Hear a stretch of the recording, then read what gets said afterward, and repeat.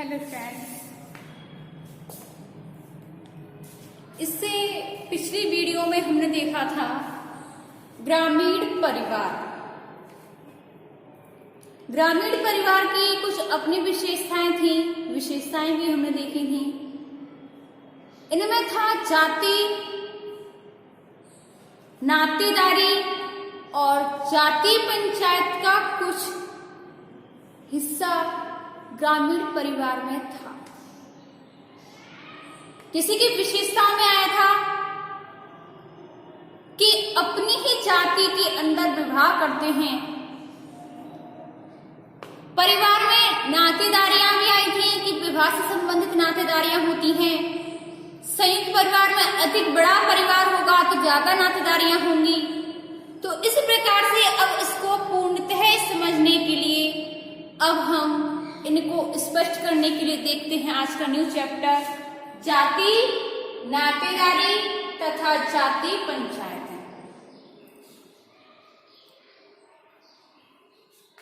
सबसे पहले आती है जाति प्रथा। जाति प्रथा क्या है? जाति प्रथा ग्रामीण सामाजिक स्तरीकरण का प्रमुख आधार है।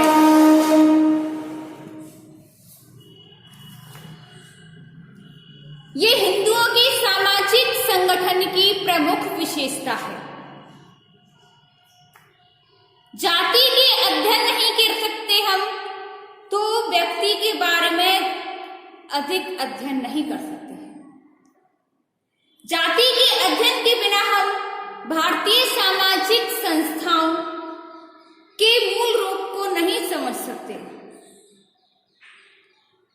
भारत में जाति ही व्यक्ति के कार्य, उसकी परिस्थिति, उसके अवसर, असुविधाओं को तय करती है। A.R. देसाई के अनुसार जाति प्रथा गांव में पारिवारिक और सामाजिक जीवन प्रणालियों एवं उनके निवास स्थानों, सांस्कृतिक प्रतिमानों को निश्चित करती है। उनके निवास स्थान, जैसे कि गांव में आपने अधिकतर देखा होगा कि उच्च वर्ण के जो लोग होते हैं वो अपनी एक जगह निवास करते हैं। मान लीजिए संपूर्ण गांव है, जो उच्च वर्ण के लोग होते हैं उनका ये अलग एरिया है, और जो निम्न वर्ग के लोग होते हैं वो गांव से दूर अपने अलग निवास करते हैं। जिनको कि हम अछूत जनजाति समझते हैं वो गांव से, जो जहां पर उच्च वर्ण रहते हैं उनसे दूर उनका निवास स्थान होता है। तो जाति निवास स्थान भी तय करती है। भूस्वामित्व भी जाति पर आधारित होता है।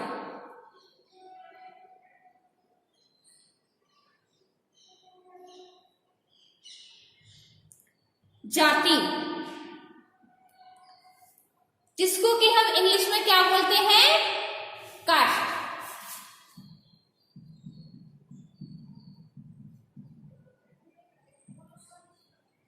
जाति को इंग्लिश में क्या बोलते हैं हम? कास्ट, जो कि पुर्तगाली भाषा के कास्टा से लिया गया है। जाति हिंदी में हो गया, कास्ट इंग्लिश में हो गया, और पुर्तगाली भाषा में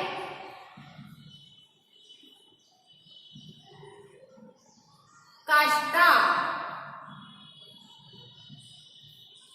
पुर्तगाली भाषा में जाति को क्या बोलते हैं? कास्टा। ये अंग्रेजी के कास्ट शब्द जो कि पुर्तगाली भाषा के कास्टा से लिया गया है, इसका अर्थ है प्रजाति, मत या भेद। इस कास्टा का अर्थ क्या है? प्रजाति, मत या भेद। जाति शब्द की उत्पत्ति सन 1665 में हुई थी और इसको ग्रेसियस डी ओरेटा ने इस शब्द की खोज की थी। जाति शब्द की उत्पत्ति सन 1665 में क्रेसियस डी ओरेटो ने इसकी खोज की थी।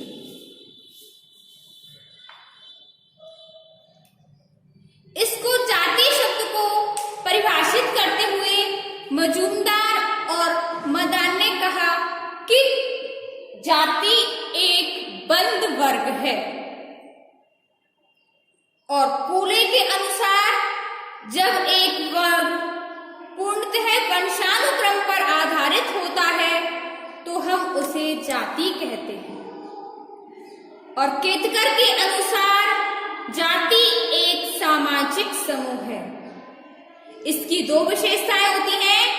सदस्यता उन्हीं लोगों तक सीमित होती है जो इस समूह में जन्म लेते हैं और दूसरी विशेषता सदस्यों को एक कठोर सामाजिक नियम द्वारा समूह से बाहर विवाह करने की मनाही होती है।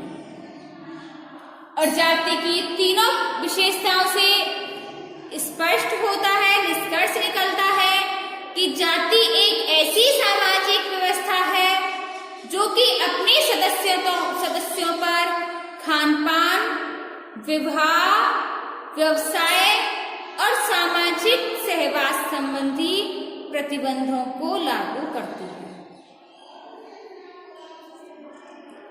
इसकी कुछ विशेषताएं भी बताई हैं कि समाज का खंडात्मक विभाजन। भारतीय जाति प्रथा में हिंदू समाज को अनेक छोटे मोटे भागों में या खंडों में विभाजित किया है। प्रत्येक खंड सदस्य के पद, परिस्थिति और कार्यों को तय करता है। जाति प्रधान समाज में सदस्यों की सामुदायिक भावना संपूर्ण समाज के बजाय अपनी जाति तक ही सीमित होती है। जाति के नैतिक नियमों का पालन करना व्यक्ति अपना परम कर्तव्य समझता है और जो जाति के नियमों का उल्लंघन करता है तो पंचायत उन्हें दंड भी निर्धारित करती है।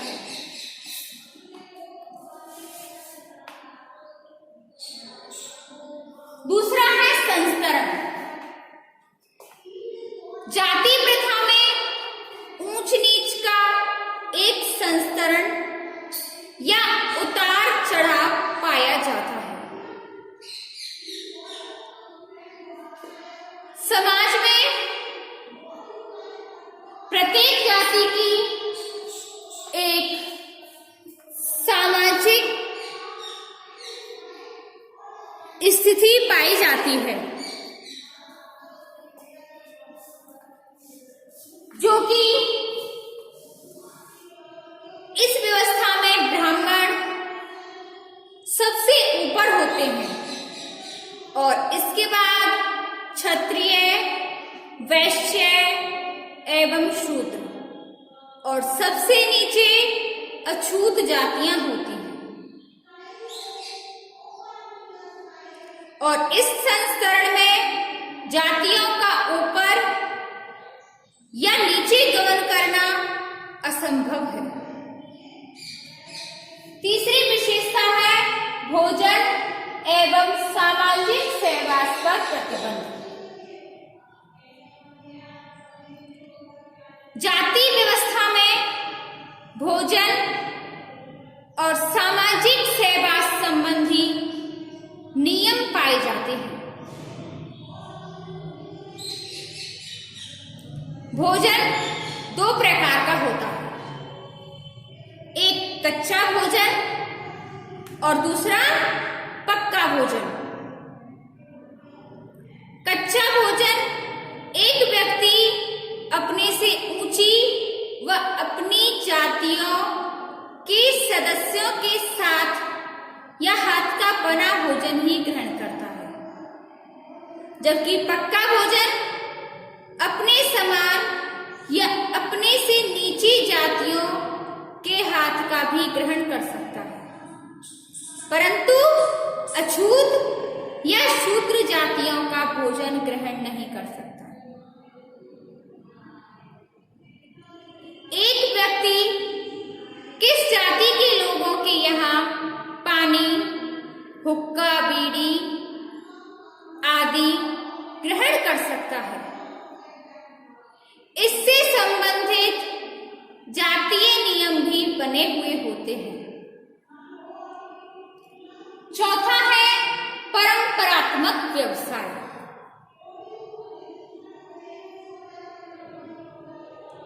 प्रत्येक जाति का एक निश्चित व्यवसाय होता है।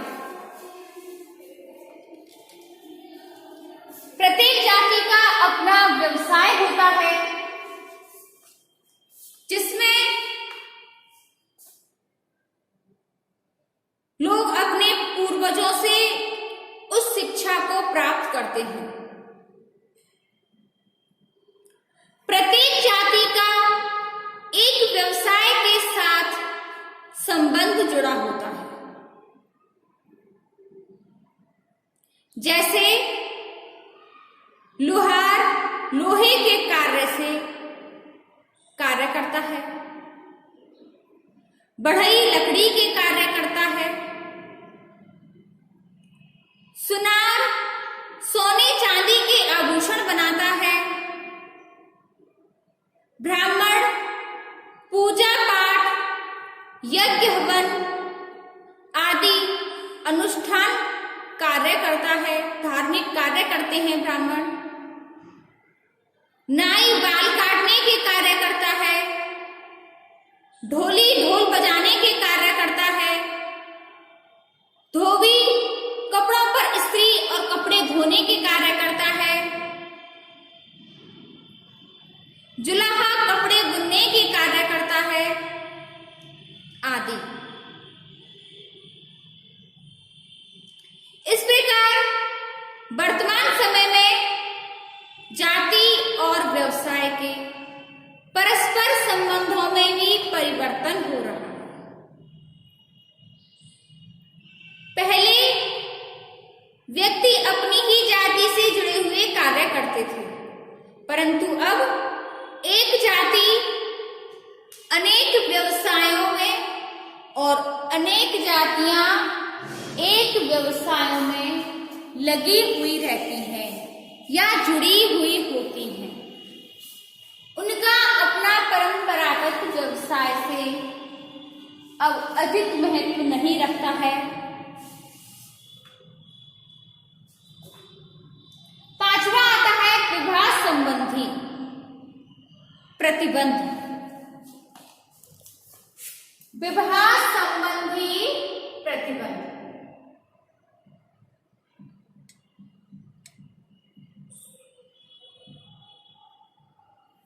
जातियों के आधार पर विवाह संबंध में भी प्रतिबंध पाए जाते हैं। जैसे कि एक जाति के लोग अपनी ही जाति के अंदर विवाह करते हैं। इनमें विवाह संबंधी नियम होते हैं। जातियां भी अनेक उपजातियों में बटी हुई होती हैं। प्रत्येक उपजाति अपने ही समूह में विवाह करती है। दूसरी जातियों में विवाह करने की छूट नहीं होती। और यदि कोई व्यक्ति अपनी जाति से बाहर यदि वह विवाह करता है तो उसे समाज से भी बहिष्कार कर दिया जाता है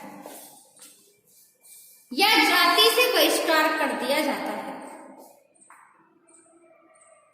जाति अंतर विवाह जाति प्रथा का सार तत्व है। छठवां आता है जाति जन्म से ही निर्धारित होती है। जाति जन्म से ही निर्धारित होती है, क्योंकि बालक जब जन्म लेता है तो उसे यह पता नहीं होता कि मैं किस जाति में जन्म ले रहा हूं। जाति तो ये प्राकृतिक देन है, ये तो व्यक्ति को स्वतः ही मिल जाती है। जाति मनुष्य को जन्म से ही मिलती है। एक व्यक्ति जो जिस जाति में जन्म लेता है वह जीवन पर्यंत उसी जाति का सदस्य बना रहता है और वह अपने जीवन काल में उस जाति को बदल नहीं सकता है। सातवां है सामाजिक धार्मिक निर्योग्यताएं एवं विशेषाधिकार। जाति व्यवस्था में प्रत्येक जाति को कुछ विशेष अधिकार और योग्यताएं प्राप्त होती हैं।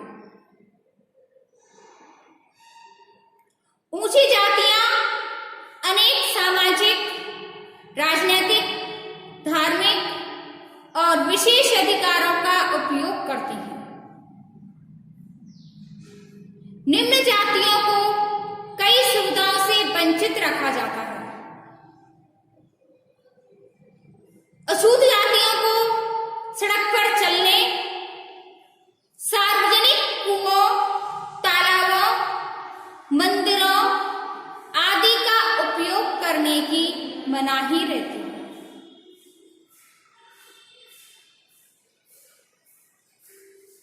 ये जो जाति की जो विशेषताएं रही हैं, ये भूतकाल में रही हैं, परंतु अब जैसे जैसे वर्तमान समय आ रहा है उसी तरह से सामाजिक विशेषताओं, सामाजिक जो जाति की जो विशेषता है उनमें भी धीरे धीरे परिवर्तन आ रहा है